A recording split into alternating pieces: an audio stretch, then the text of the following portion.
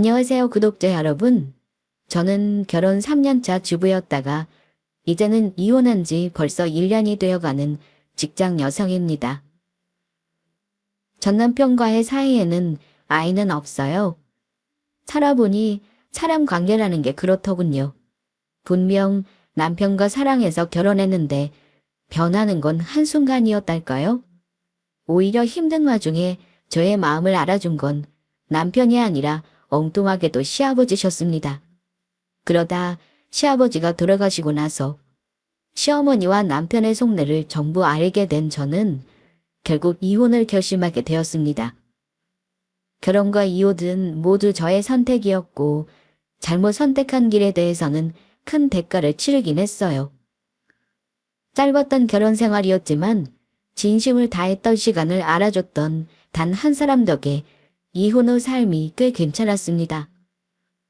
저는 지금 아주 잘 살고 있고 저에게 이혼을 요구했던 시어머니와 남편은 아마 속이 뒤집어지는 삶을 살고 있다는 걸 미리 말씀드리겠습니다. 제가 전 남편과는 조금 일찍 결혼한 편이에요. 남편과 결혼했을 때 제 나이가 고작 26이었습니다. 요즘같이 결혼이 늦은 시대에 저도 왜 그랬는지 모르겠습니다. 아마 저도 친정아버지가 돌아가시고 혼자 계신 엄마에게 제가 가정 꾸리고 잘 사는 모습을 보여드리고 싶은 마음이 컸던 것 같아요. 그때는 저를 좋다면서 쫓아다니며 결혼하자고 한 사람이 남편이었으니 결혼해서 행복하게 살 줄만 알았죠. 하지만 결혼 전부터 시어머니가 저를 마음에 들어 하지 않으셨던 터라 사실 마음의 상처가 많았습니다. 저는 편모스라에서 자랐습니다. 남동생이 있긴 하지만 시어머니는 처음부터 제가 아버지 안 계신 점을 유독 싫어하신 분이세요. 아버지가 안 계시다고 해서 평범하지 않은 삶을 살아온 것은 아닌데 시어머니는 저에게 결혼 전부터 평범하지 않은 집 딸이라며 자기 아들과 어울리지 않는 짝이라는 말을 서슴지 않으셨습니다. 제 가슴에 가장 못을 박았던 말이 아직 기억나는데요.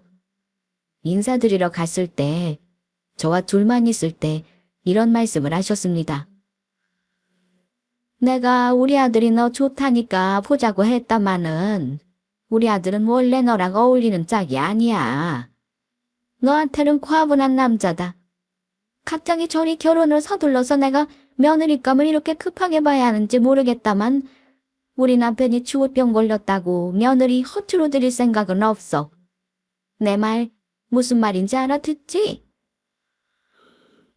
저더러 아들에게서 떨어지라는 말인지 아니면 과분한 남편감이니 시집와서 잘하라는 말인지 도무지 알아들을 수가 없었던 저는 어머니께 조심스레 물었었죠. 그럼 어머니, 제가 어쩌면 되나요?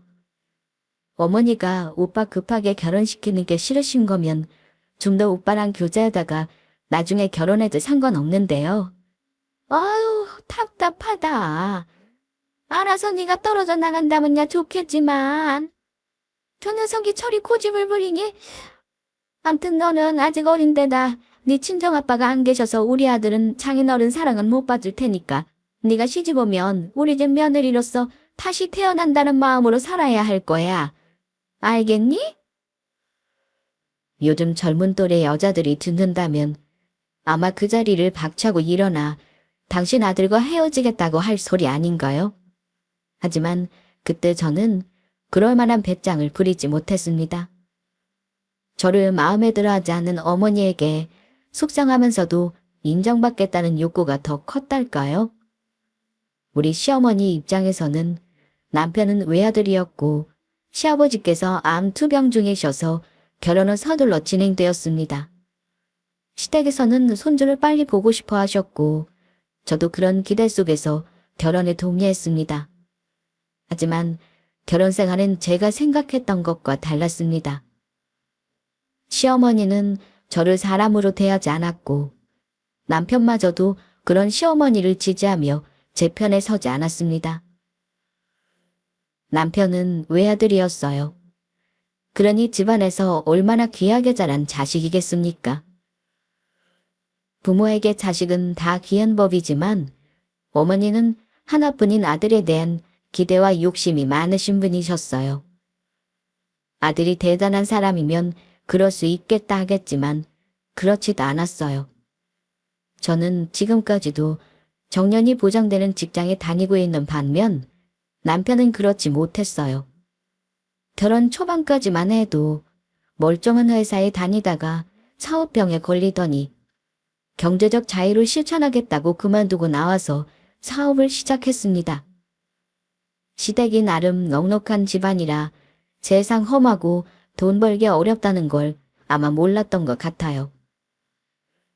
결혼 후 월급 따박따박 나오는 마누라가 있으니 믿을 구석이 있다고 생각했을 테고요. 제가 친정은 가장 형편이 그리 넉넉지 않지만 결혼을 서두르는 쪽은 제가 아니라 남편이었습니다. 결혼 전에 남편이 아버지 암투병 사실을 얘기하면서 결혼을 빨리 하고 천조도 안겨드리고 싶다고 했어요.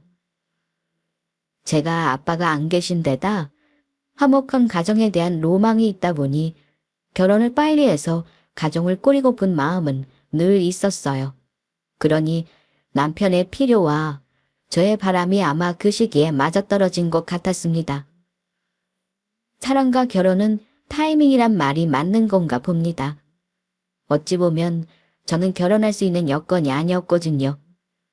남편의 설득으로 결혼을 결심하게 된 그날 남편이 저에게 말하더라고요. 아버지가 아파서 빨리 결혼하고 싶다고 말입니다. 우리 아버지가 사실 얼마 전에 대장암 선고를 받으셨어. 게다가 폐랑 간으로 전이까지 돼서 몸이 많이 안 좋으셔. 어머니도 나도 한동안 정신이 없더라. 암? 어머, 어떡해. 퇴직까지 하셨다며. 이제 제2의 인생 사셔야 하는데 암이라니. 오빠가 마음이 많이 안 좋겠다. 느닷없이 들은 암 소식에 저도 놀라긴 마찬가지였는데요. 그때 결혼하자는 말을 했는데 그게 창혼이었습니다. 그래서 나 빨리 결혼하고 싶어. 아버지가 수술하시고 나서 기운 차리자마자 하신 말씀이 나 결혼부터 하라고 하시더라. 암이라는 게 언제 또 나빠질지 모르는 병이라 아버지께서 나 빨리 결혼도 하고 손주 보는 걸 너무나 원하시나 봐. 시간이 많지 않으실지도 몰라. 서연이 네가 준비가 안 된 건 알지만 결혼만 일단 하면 어떻게든 되지 않겠어? 양가 인사드리고 결혼 빨리 하자. 아버지가 하루라도 빨리 너 데려와서 인사시키래. 우리 부모님께 너 칭찬 많이 해놨다. 아마 너 보시면 좋아하실 거야. 저는 순간 머릿속이 복잡해졌습니다. 늘 결혼을 꿈꿔왔지만 저도 어린 나이이기도 했고 아직 모은 돈이 많지 않아서 현실적인 문제를 생각하지 않을 수 없었거든요. 게다가 사귀는 동안 시어머니가 보통 분이 아니라는 얘기를 남편을 통해 계속 들었던 터라 내심 시어머니가 저를 싫어하시면 어쩌나 걱정되는 마음이 있기도 했습니다. 근데 오빠네 어머님이 나 마음에 안 들어 하시면 어쩌지? 오빠 외동이라 어머니가 며느리 엄청 따지실 것 같은데. 나에 대해 말씀을 드린 거지? 그냥 있는 그대로 솔직히 말씀드려줘. 그게 사실 처음부터 어머니가 너 마음에 안 들어 하실 수도 있어. 그래도 자식 이기는 부모 없다는 말 알지? 내가 결혼하겠다고 하면 어머니가 어쩌시겠어? 내가 뭐 그리 잘난 놈도 아닌데 엄마도 결국은 네가 얼마나 괜찮은 며느리감인지 알게 될 거야. 내가 한 가지만 부탁할게. 혹시 어머니가 너한테 차갑게 굴어도 조금만 참고 어머니께 잘해줘. 해줄 수 있지? 나를 싫어해도 뭐 얼마나 싫어하시겠나 싶었던 저는 그때 남편 말에 알겠다고 하고 나도 열심히 노력하겠다고 좋기만 했습니다. 준비 안 된 저지만 결혼이란 걸 해서 따뜻한 가정을 꾸리고 싶었어요. 정말 세상 물정 모르고 그냥 결혼이라는 환상에 젖어 있던 어린 저였죠. 하지만 결혼은 늘 과정이 어려운 법. 시작부터 만만치 않은 것이 바로 시어머니의 존재였습니다. 시어머니는 저를 며느리감으로 마음에 들어 하지 않으셨어요. 나이 어린 거 하나 말고 볼 거 없다고 대놓고 말씀하셨던 분입니다. 결혼하기 전 남편과 함께 시댁에 인사드리러 갔을 때 시어머니는 저를 보고 냉랭한 표정으로 이렇게 말했습니다. 그래, 얼굴은 젊어서 봐줄만 하네. 하지만 그거 하나 말고는 뭐 별로 볼 게 없구만. 부모님이 뭐 하신다고? 듣자니까 아빠가 돌아가셨다고 들었어? 네, 아빠는 저 어릴 때 돌아가셨고 엄마가 동네에서 작은 반찬 가게를 하세요. 원래는 분식집을 하시다가 힘드셔서 반찬 가게로 변경해서 개업하신 지는 딱 2년 됐고요. 지금은 제법 장사가 잘 되고 있어요. 누가 너희 엄마 가게 장사 잘 되는지 물어봤어? 아우, 결혼은 급하게 시키는 법이 아닌데 천양반이 저렇게 서두르니 안 시킬 수도 없고 나만 마음이 지옥이구나. 봐줄 거라고는 나이 어린 거랑 그나마 직장 든든한 거 하나뿐이구나. 내가 너 같은 며느리 보자고 우리 아들을 키운 게 아닌데 아, 속상해서 원. 시어머니가 저를 별로 마음에 들어 하지 않는다는 사실을 안 그 순간 마음이 철렁 내려앉았습니다. 시어머니의 차가운 시선 속에서 저를 향한 반감이 분명하게 느껴졌고 그때부터 저는 시어머니 앞에서 주눅이 들 수밖에 없었는데요. 그 분위기를 깬 건 다름 아닌 시아버지셨습니다. 어머니의 차가운 반응에 마음이 무거웠던 그 순간 시아버지께서 미소를 지으며 말씀하셨습니다. 우리 아들이 서연이 네 칭찬을 참 많이 했는데 실제로 보니 그럴 만하다 싶네. 내가 듣자니 너 참 성실하더구나. 어려운 환경에서도 학교도 열심히 다니고 직장도 잘 다녔다면서. 참 대단하구나. 얼마나 기특한지. 난 서연이 얘가 우리 아들보다 나이는 어려도 훨씬 대단한 사람 같구나. 나는 며느리감으로 더할 나위 없이 좋구먼. 이 사람 하는 말은 아들 뺏겨서 하는 질투라고 생각하고 마음에 담지 말어. 좋게 봐주셔서 감사합니다, 아버님. 제가 기어들어가는 목소리로 대답을 했지만 아버지는 그 뒤로 시어머니가 못된 말을 하시면 듣는 족족 제 편을 들어주셨습니다. 시아버지의 따뜻한 말에 저는 조금이나마 위안을 느꼈습니다. 그때는 그나마 남편도 제 편이긴 했어요. 하지만 시어머니는 곧바로 불만 섞인 목소리로 말씀하셨습니다. 뭐 당연한 걸 가지고 당신은 마음에 든다 소리를 해요. 그런 걸로 우리 하나뿐인 아들한테 걸맞은 며느리감이 되는 건 아니지. 나는 아직 모르겠네. 나이 어린 거 하나 빼고는 영 마음에 차는 구석이 없어. 시어머니는 여전히 제게 마음을 열지 않으셨고 둘만 있을 때는 노골적으로 싫다는 표현을 하시긴 했지만 아버지가 많이 아프시고 결혼시키려는 의지가 강한 걸 잘 아셔서인지 결혼 안 시키겠다는 말씀까지는 하지 않으셨어요. 시아버지는 저를 며느리로 받아들이려 하셨지만 시어머니는 여전히 제게 마음을 열지 않으셨습니다. 시아버지를 처음 뵈었을 때 이미 병색이 완연하셨습니다. 그럼에도 불구하고 시아버지는 저를 며느리로 따뜻하게 맞아주셨습니다. 제가 어려운 환경에서 학업과 직장 생활을 성실히 해온 이야기를 들으시고 진심으로 기특하게 여겨주셨죠. 아버지 없이 자란 제게 남편의 아버지가 제 편을 들어주시는 것이 얼마나 큰 위안이 되었는지 모릅니다. 시아버지께서 저를 진심으로 받아주신다는 생각에 시아버지의 그 마음을 절대 헛되게 하지 않겠다고 다짐했고 친정 아빠라고 여기며 잘하겠다고 결심했어요. 물론 제가 잘하면 어머니도 언젠가는 제 맘을 받아주실 거라 믿었습니다. 한마디로 남편과 누구보다 행복한 가정을 꾸리기 위해 최선을 다하고 싶었어요. 결혼을 급하게 이루어진 만큼 양가 모두 준비가 충분하지 않았습니다. 시아버지의 암 투병으로 인해 시댁 사정도 넉넉하지 않았고 저희 부부 역시 모든 것을 다 갖추고 시작할 수 있는 여유가 없었습니다. 그래서 결혼 초기에는 시댁과 함께 살기로 했습니다. 쉽지 않은 결정이긴 했지만 그때는 왜 시댁과 같이 산다는 게 거부감이 없었는지 저도 참 신기할 따름입니다. 시어머니는 처음에 본가 얘기를 하실 때 이렇게 말씀하셨습니다. 일단 우리 집에서 함께 지내다가 아이를 낳으면 본가에 줄게. 그때 가서 따로 살면 되지 않겠니? 그 말에 저는 조금 불안한 마음도 있었지만 시아버지의 건강이 걱정되어 일단 합가를 받아들였습니다.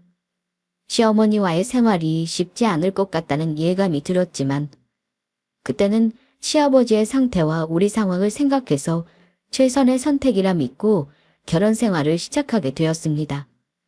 하지만 결혼 생활 초반 저는 시어머니의 합가를 권유한 말 속에 다른 의도가 있었음을 알게 되었습니다. 시어머니는 며느리인 저에게 아버지 병간호를 떠넘기고 싶어 하셨던 겁니다. 결혼해서 한 집에 살면서 시어머니는 시아버지를 제대로 보살피지 않으셨습니다. 아픈 사람은 잘 먹어야 하는 법인데 식사도 제대로 챙기지 않으실 정도였죠. 보다 못해 제가 엄마 반찬 가게에서 따로 음식을 공수해가며 시아버지를 챙겨드렸습니다. 아버지는 그럴 때 한 번도 그냥 드신 적이 없어요. 저와 친정엄마에게 늘 고맙다는 말을 잊지 않고 하셨던 다정한 분이셨습니다. 우리 새아가 덕분에 내가 마누라한테도 못 얻어먹어본 맛난 음식을 먹는구나. 안 싸던 꽤나 뭐 잘 먹었다고 말씀드렸죠. 신경 써줘서 정말 고맙다. 너도 바쁠 텐데. 아버지, 입맛에는 좀 맞으셨어요? 잘 드셔야 항암도 이겨내시는 법인데. 너무 살이 내리셨어요. 혹시 다른 거 드시고 싶으시면 꼭 말씀하세요. 제가 해드릴게요. 그러면 아버지는 별로 힘들 것도 없는 음식을 얘기하시곤 했는데요. 제가 잊지 않고 해드리면 꼭 제 손에 용돈을 쥐어주시면서 고맙다고 하셨네요. 시어머니요? 우리 시어머니는 욕심이 많으신 데다 시아버지에게 무정하신 분이셨습니다. 내가 이 나이에 왜 남편 병시중을 들어야 해? 나도 내 삶이 있는데. 그동안 병시중하느라 내가 희생했으니 이제는 당신이 예뻐하는 며느리 덕 좀 보고 사시지 그러우. 라고 말씀하시며 저에게 간호를 미루셨습니다. 환갑이 넘은 나이에도 바깥 활동을 왕성하게 이어가셨습니다. 친구들을 만나거나 취미생활을 즐기며 대부분의 시간을 밖에서 보내셨죠. 그러던 어느 날 시어머니는 저를 불러 이렇게 말씀하셨습니다. 네 직업이 가족 병간 휴직이 가능하다면서? 1년간 휴직하고 아버지 병간호 좀 해. 네가 며느리로서 할 일이잖아. 너를 그렇게나 예뻐해 맞았는 네 시아버지 아니냐. 그 정도는 할 수 있지? 네? 그렇지만 어머니, 제가 이러려고 합가한 건 아닌데요. 시아버지 간병하겠다고 휴직하는 직원은 한 번도 못 봤어요, 어머니. 그리고 아버지가 저 휴직한다고 하면 분명 마음 불편해하실 텐데요. 불편해하기는 또 모르지. 저녁만 틀어지고 있는 돈 좀 풀어줄지. 아유, 평생 구두쇠같이 전깃불 한번 제대로 못 쓰냐고 돈도 남아서 아끼던 사람이 죽을 병 걸려서도 어쩜 저러는지 몰라. 너네가 고약한 시엠이라고 생각하지? 나도 괜히 이러는 거 아니야. 30년 넘게 결혼 생활했는데 뭐 하나 누린 거 없이 병시 중이라니. 나도 인생이 억울해서 그런다.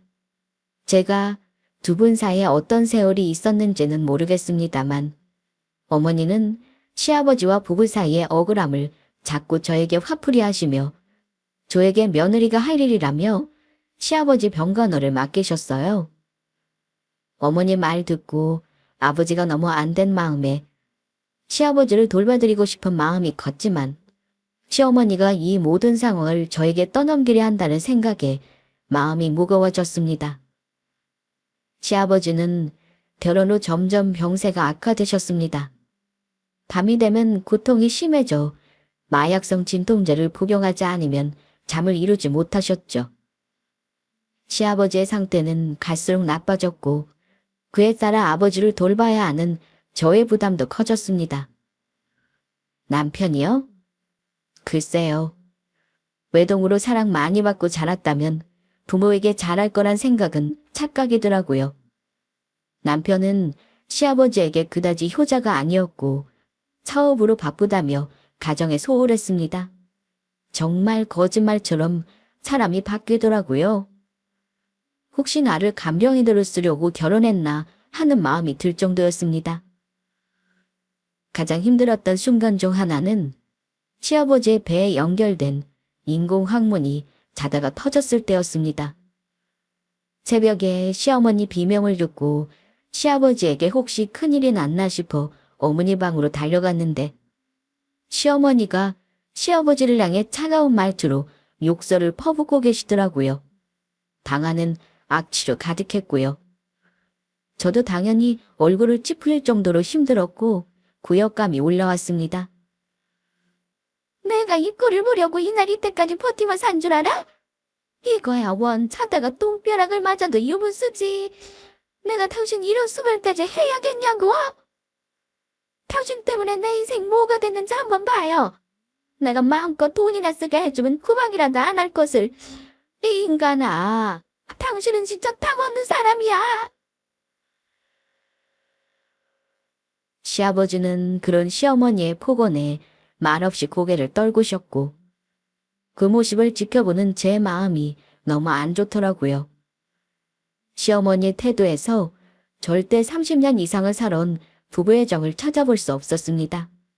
그 모습을 보다 못한 제가 시어머니 대신 시아버지께 다가가 아버지, 괜찮으세요? 제가 다 치울 테니 걱정 마세요. 라고 말씀드리며 더러운 오물을 다 치우고 이부자리를 정리해드렸습니다.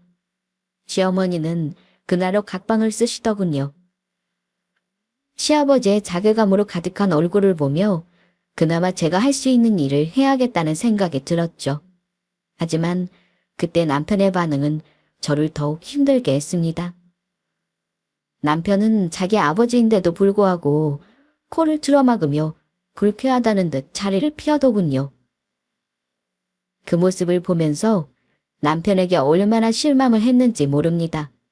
시집와서 어린 나이에 갑작스런 시아버지의 병거는까지 도맡게 된 것도 버거운데 남편은 전혀 도와주지 않고 무심한 태도를 보였으니 이게 맞나 싶은 마음이 들 수밖에요.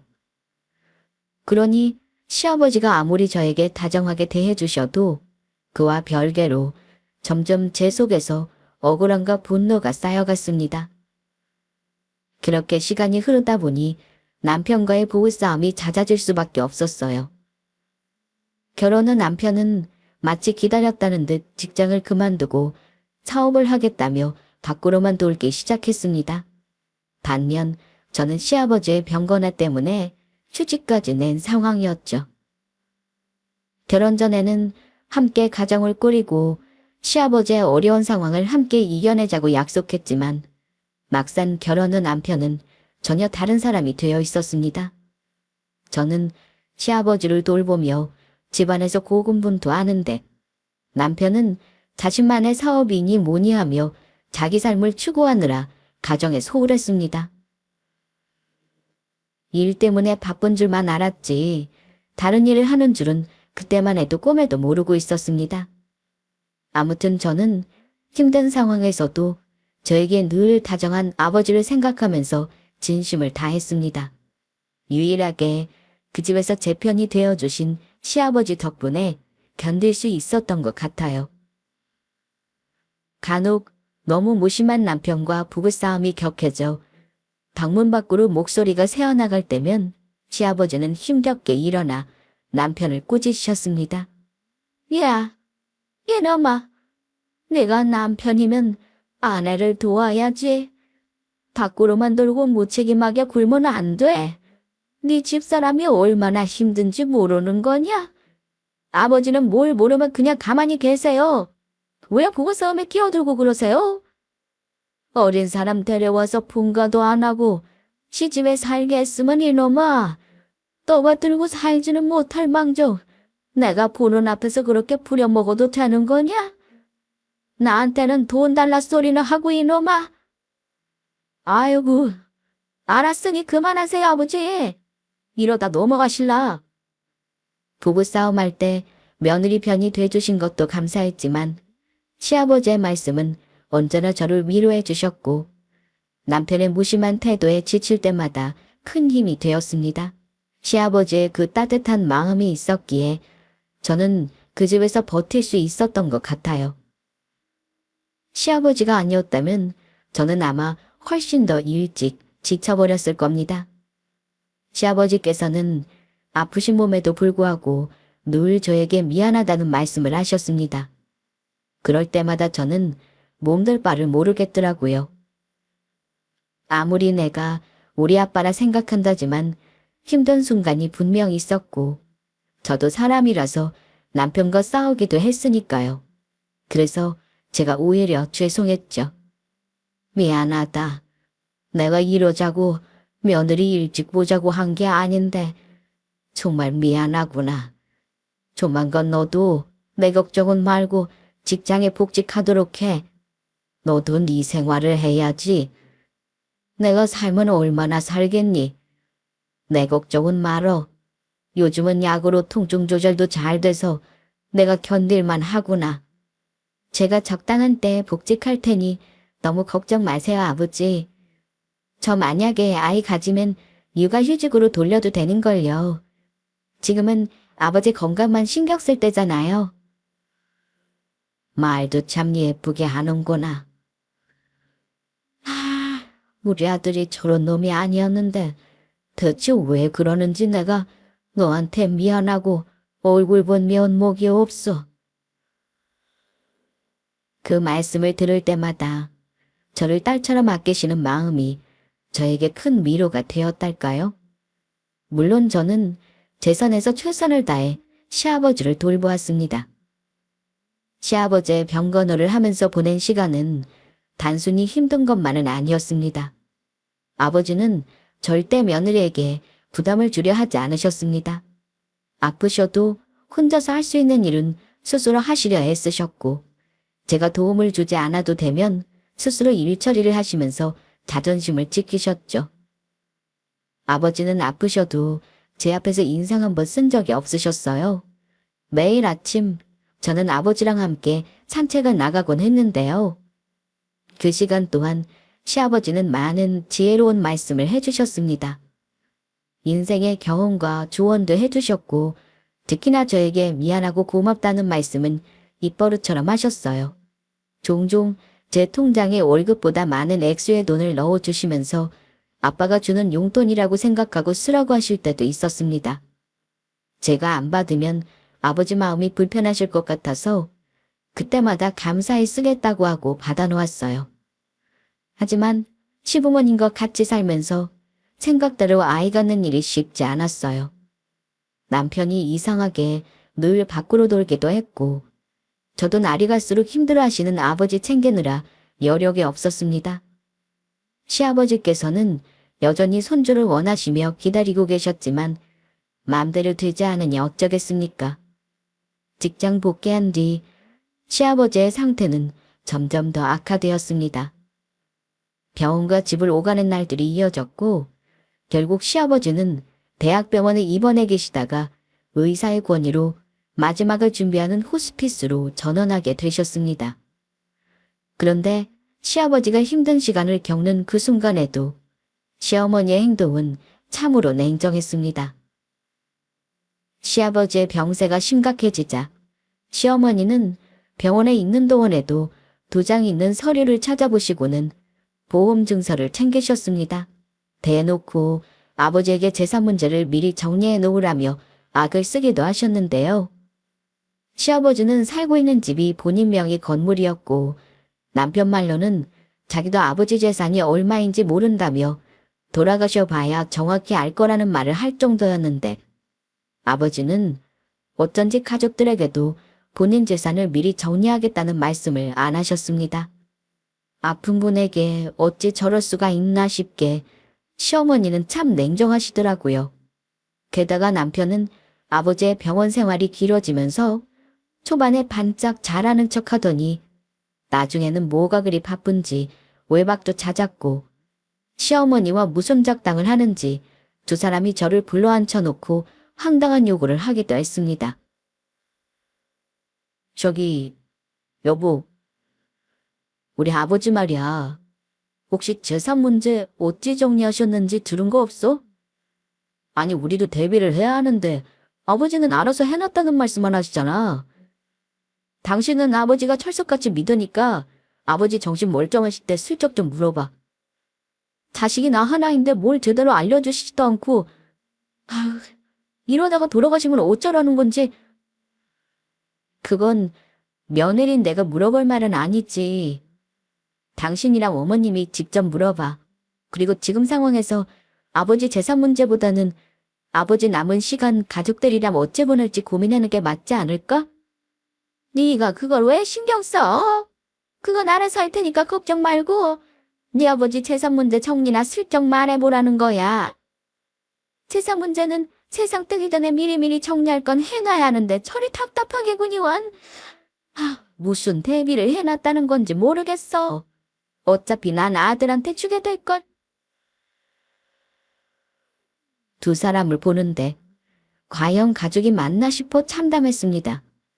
저는 누워 계신 아버지에게 재산 문제는 절대 말할 자신이 없었어요. 그러는 동안 시어머니에게도 마지막 순간이 다가왔어요.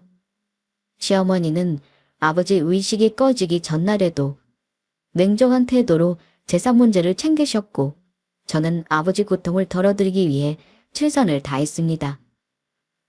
시아버지는 결국 저의 곁에서 조용히 눈을 감으셨습니다. 부모의 마지막 길을 지키는 자식이 따로 있다라는 말이 있건만 시아버지의 마지막 순간을 지켜본 사람은 자식이 아닌 며느리인 저였습니다. 하지만 장례식장에서 저는 또 다른 충격적인 사실과 마주하게 되었습니다. 민소가 차려진 첫날 친척들이 모여있는 자리에서 시어머니가 느닷없이 저를 불렀습니다. 이제 슬슬 정리할 때가 된 것 같구나. 너 이혼하거라. 상복을 입은 저는 몹시 당황스러웠습니다. 갑자기 이혼이라니요. 어머니, 지금 무슨 말씀을 하시는 거예요? 아버지 막 보내드렸는데 이혼이라니요? 네가 왜 이 집에 들어왔는지 이제 알 때도 됐지? 너한테 말 안 했지만 우리는 너와 오래 갈 생각이 없었어. 이제 아버지도 돌아가셨으니 더 이상 너랑 엮일 이유가 없구나. 그게 무슨 말씀이세요? 그동안 저를 속이신 건가요? 속이다니. 나는 네 결혼 찬성한 적 없어. 네가 좋다고 결혼한 거잖니. 결혼한 뒤로 네가 무슨 생각을 했는지 모르겠지만 우리는 너를 우리 집 며느리로 생각한 적 없었어. 그냥 시아버지 간병할 사람이 필요했을 뿐이야.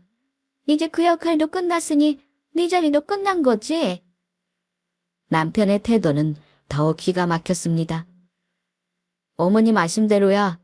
이혼 절차는 우리가 다 알아서 할 테니 너는 그냥 도장만 찍으면 돼. 대신 그동안 당신 애쓴 거 보답을 해줄 테니 억울하진 않을 거야. 그러면서 그간 제가 시아버지를 간병함에 애쓴 만큼 보답하겠다며 위자료를 두둑히 챙겨주겠다고 했습니다. 그저 돈으로 모든 것을 해결하려는 남편의 태도에 참을 수 없는 분함이 치밀어 올랐죠. 그래서 저 역시 차가운 목소리로 말했습니다. 좋아요.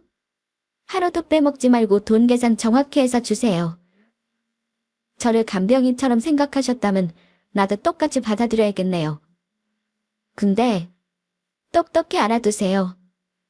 사람 눈에서 피눈물 나게 한 인간들 치고 잘 사는 사람들 없다는 걸요. 글쎄, 그건 두고 봐야 할 일이지. 요즘 세상에는 그것도 다 옛말인 거 몰라? 아무튼 너는 우리 집에 이제 필요 없으니 내 아들하고 정리해. 그런데요. 장례식장에서의 충격적인 상황은 여기서 끝나지 않았습니다. 얼마 후 빈소에 들어서는 한 여자가 있었는데요. 저보다 나이가 많아 보이고 어딘가 보통이 아닌 인상의 여자가 시어머니와 남편을 보고 활짝 웃는 겁니다. 장례식장에서 어울리지 않는 미소를 지으면서요.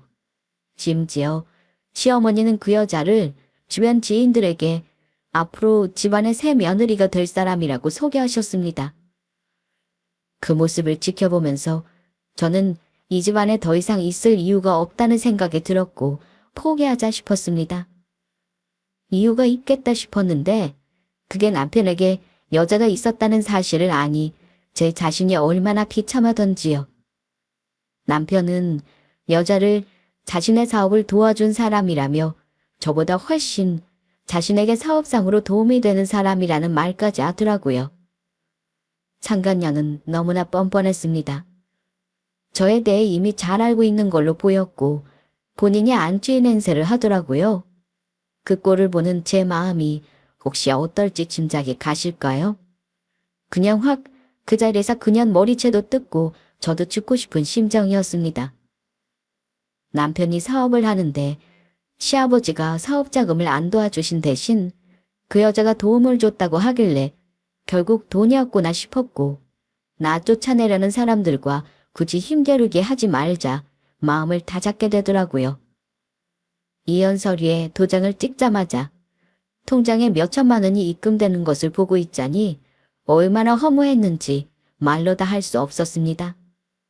그동안의 결혼 생활, 시아버지를 위해 헌신했던 시간들, 그리고 제가 결혼 생활하면서 느꼈던 모든 감정들이 그 순간 고작 몇 장의 돈으로 치부되는 것이 억울하고 분했습니다. 그래서 마지막 발악하듯 저는 남편 상간녀에게 소송을 걸었어요. 그게 제 상황에서 할 수 있는 최선의 복수였습니다. 그마저 안 한다면 그동안의 시간이 너무 억울했어요. 상간녀는 항소도 하지 않고 제가 요구한 대로 위자료를 입금하더군요. 물론 자기 돈이 아닌 전 남편의 돈이었을 겁니다. 받고 나서도 뭔가 속이 안 풀리는 느낌이 들어 얼마나 속을 끓이고 힘들었는지. 저처럼 바보 같은 이혼을 한 사람이 과연 대한민국에 있을지 모르겠네요. 그 집에서 제 짐 싸가지고 나오면서 이래서 결혼할 때 혼수도 필요 없다고 한 건가. 내가 그동안 속은 거였구나 하고 알겠더라고요. 이혼 후 시간은 더 빠르게 흘렀습니다. 저요? 친정엄마 가슴에 못 박고 차마 슬퍼하는 모습까지 보이기 싫어 정말 씩씩하게 견뎠어요. 시간이 약이라는 말이 있듯 지나면 이 분한 마음도 사그라들겠지 하고 매일같이 버텼습니다. 그런데 이혼하고 얼마 지나지 않아 뜻밖의 연락을 받았습니다. 변호사라는 사람이 저를 만나고 싶다는 말이었는데요. 이혼과 상간소송이 다 끝난 마당에 왜 나를 변호사가 보자고 하나 싶었는데 뜬금없이 저에게 글쎄 상속받을 재산이 있다는 말을 하는 겁니다. 이게 무슨 말인가 싶어 얼떨떨한 마음으로 변호사를 만났습니다. 그리고 변호사는 믿기지 않은 사실을 전해주었어요. 돌아가신 시아버님께서 며느님에게 재산의 절반을 남기셨습니다. 상속 문제로 서류가 필요해서요. 혹시 시아버지가 재산을 남기실 거란 사실을 아예 모르셨나요? 네? 재산이라니요? 돌아가신 아버지께서요? 당연히 몰랐죠. 근데 저는 지금 이미 이혼까지 했는데요. 저한테 상속 권한이 있을까요? 이미 그 집안과는 인연이 끝나서요. 그러자 변호사는 상속 문제는 이혼과는 전혀 상관이 없다며 저에게 제가 받을 재산에 대해 설명해 주었어요. 제가 평생 월급으로는 모으지 못할 몇억 원대의 현금 자산과 수도권에 위치한 5억 원대의 아파트까지 이혼할 때 받은 위자료와는 비교도 안 되는 액수의 돈이었기에 저는 너무 놀라 어안이 벙벙했습니다. 시아버지는 제가 얼마나 힘들었는지 그리고 그 집안에서 어떤 위치에 있었는지를 모두 알고 계셨던 것 같았습니다. 내가 과연 이 돈을 받아도 되나 고민했는데 변호사가 하는 말이 이미 시모와 전 남편이 이혼 내용을 알고 어떻게든 나에게 돈이 가는 걸 막기 위해 별짓을 다 했다고 하더라고요. 아마 저에게도 곧 상속 절차 진행이 되면 연락이 올 거라고 하네요. 그리고 이미 저에게 가는 재산 외에 재산 절반은 전 남편과 시모에게 상속이 되었다고 하는 겁니다. 아니나 다를까 저에게 상속 재산이 있다는 말을 듣고 난 이후 바로 전 남편과 시모의 연락이 빗발쳤습니다. 그런데 시모와 남편도 상속을 분명 받았다고 들었는데 글쎄 저에게 자기 아버지 재산을 돌려달라고 하더라고요. 아버지 재산은 원래 당신만 아니었다면 내가 물려받았을 몫이었어. 아버지도 우리 이혼할 줄 모르고 너한테 준 게 틀림없어. 그러니까 네가 받은 건 우리에게 돌려줘야 해. 원래 네 돈이 아니다 이 말이야. 우리 아들 말이 맞다. 그 돈은 원래 우리 가족 재산이야. 그 인간이 막판에 정신이 없어서 너한테 홀랑 넘어가 실수로 준 게 틀림없다. 원래 주인에게 돌려줘. 안 그러면 우리도 법대로 해서 너한테 간 재산 다 받아올 테니 괜히 서로 귀찮게 일 만들지 말어. 상속받은 재산을 돌려달라는 요구는 전 남편과 시모가 얼마나 제 마음을 무시하고 있었는지를 여실히 보여주는 증거 아닌가요? 사람들이 끝까지 못됐다 싶었어요. 당연한 말이지만 저런 말도 안 되는 협박을 들어줄 생각은 아예 없었습니다. 게다가 두 사람이 어처구니 없는 요구를 듣자 시아버지가 저에게 주신 재산을 지켜야겠다는 결심이 들었어요. 그래서 단칼에 싫다고 거절했죠. 두 사람은 정말 뭘 몰라도 한참 모르네. 당신 아버지가 나한테 재산 남긴 이유를 잘 생각해봐. 아버지 아프신 동안 내가 고생한 거 알고 계셨기 때문이라고. 그때 당신이랑 어머님은 어찌했는지 잘 기억해봐. 이건 아버님이 나한테 주신 마지막 선물이고 나는 돌아가신 아버지 뜻을 존중할 거야. 이 재산을 돌려달라는 말도 안 되는 요구는 거절할 테니 다시는 저에게 연락하지 마세요. 인과응보라는 말이 딱 맞는 상황이었어요. 전 남편은 상간녀의 농간에 빠져 자신이 가진 재산을 거의 다 사기당했다고 하더군요. 솔직히 그 말을 들었을 때 안 됐다는 마음이 들기는커녕 속이 다 시원했습니다. 이제 와서 믿을 건 자기 아버지의 재산뿐이라며 저에게 도와달라고 했지만 저는 단호하게 거절했습니다. 초반에는 저를 협박하고 윽박지르던 그 인간들, 법대로 해도 자기들 몫이 될 방법이 없다는 걸 알고는 그제야 과거의 일을 사과하며 사정하더라고요. 제발 이번 한 번만 도와줘. 너도 알다시피 그 돈은 원래 우리 아버지 재산이잖아. 나 이혼하고 나서 그 여자한테 돈 다 뜯기고 거짓골이야. 당신만 원한다면 우리 다시 시작해볼 수도 있어. 당신한테 돈을 빼앗겠다는 게 아니고 다시 시작한다는 건데 그것도 싫어? 당신 나한테 이렇게 매정한 사람 아니었잖아. 우리 아버지 생각하면 당신이 이럴 수는 없지. 뭐? 내가 이럴 수 없다고? 당신은 나한테 그래도 됐었고? 사람 실컷 이용해먹고 필요 없다더니 이제 뭐? 더 이상 사람 이용할 생각하지 마. 아버지가 나한테 전 재산 물려주신 것도 아니잖아. 남은 재산은 대체 어떻게 털어먹고 나한테 일하는 건데. 그년이 투자금 명목으로 돈을 야금야금 빼달라고 해서 그 동산까지 다 처분했어. 남은 거 딸랑 어머니 집 한 채인데 그것도 담보대출이 절반이 넘어. 게다가 나 요즘 사업까지 안 돼서 죽을 맛이란 말이야. 당신 정말 나 모른 척 할 거야? 당신 도움 없으면 나랑 어머니 인생 조치게 생겼다고. 저는 전 남편 죽는 소리에 어쩐지 고소하고 웃음이 나왔습니다. 그럼 인생 종차야지 별 수 있어? 다 당신이 자초한 일이야. 나는 당신 말 들으니 속이 다 시원하다. 내가 굳이 벌 안 줘도 하늘이 알고 있네. 미안하지만 돌아가. 아버지가 주신 그 돈은 이제 내 것이거든? 우리 지금 남남인데 내가 반은 재산을 당신한테 줄 이유가 전혀 없지. 아버지가 왜 재산 절반은 나한테 남기셨는데 목 위에 붙은 머리로 한번 잘 생각해봐. 전 남편의 간절한 눈빛에도 불구하고 저는 마음을 굳게 먹고 외면했습니다.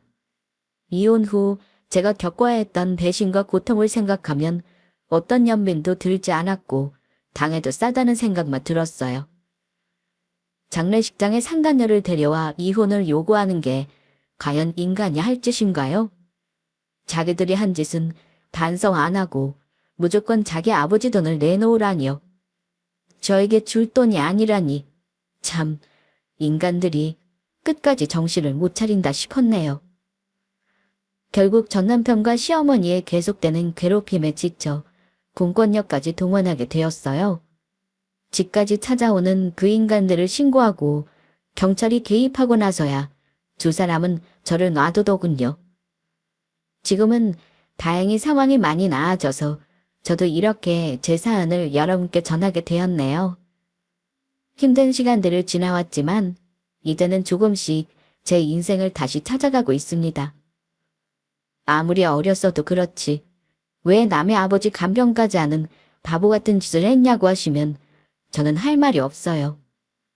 저는 주어진 상황에서 최선을 다해야 한다고 늘 생각하며 살았고 그때는 제가 할 일이라고 생각했습니다. 제가 타고난 성격이고 천성이 그래서 외면하지 못한 거니 바보 같다 해도 어쩌겠습니까? 저의 선택의 결과인 거죠. 다만 저를 배신한 전 남편과 시모가 아버지 돌아가시고 잘 살지는 못하니 그걸로 마음의 위안은 얻었어요. 그리고 돌아가신 시아버지께서 저에게 남긴 재산은 단순히 금전적인 가치 이상의 의미를 지니고 있다고 믿어요. 시아버지와 함께했던 시간들, 제가 그분을 진심으로 모셨던 마음이 이렇게 돌아왔다고 생각합니다. 제가 전 남편과 시모로 인해 겪은 고통과 배신 속에서도 저를 끝까지 지켜주신 그분의 마지막 사랑이자 제게 남겨주신 마지막 선물이라고 생각하고 앞으로 열심히 살려고 해요. 아직 젊은 나이이니 이혼 한 번으로 제 인생이 망했다는 생각은 안 하려고요. 그러니 저에게 앞으로 잘 살라는 응원의 말씀을 부탁드리며 사연을 마치겠습니다. 감사합니다.